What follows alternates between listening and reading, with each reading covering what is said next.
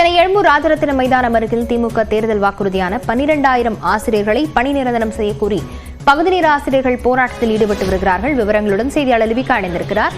லிபிகா, அவர்களுடைய கோரிக்கை என்னவாக இருக்கிறது? லாவண்யா, சென்னை எழும்பூர் ராஜரத்தின மைதானம் அருகில் திமுக தேர்தல் வாக்குறுதியான 181 நிறைவேற்ற கோரி தற்போது பகுதி நேர ஆசிரியர்கள் போராட்டத்தில் ஈடுபட்டு வருகிறார்கள்.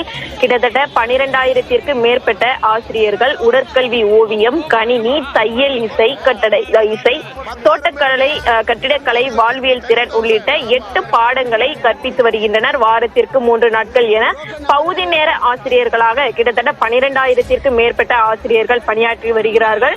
இவர்கள் தங்களுடைய பணிகளை நிரந்தரம் செய்ய வேண்டி தொடர்ந்து கோரிக்கையை வைத்து வருகிறார்கள். குறிப்பாக 2016ஆம் ஆண்டும் திமுகவினுடைய தேர்தல் வாக்குறுதியான பகுதி நேர ஆசிரியர்களை பணி நிரந்தரம் செய்வோம் என்ற ஒரு வாக்குறுதியானது அளிக்கப்பட்டிருந்தது. அதே போன்று தற்போதைய 2021 தேர்தலிலும் திமுக தேர்தல் வாக்குறுதியாக இருந்தது.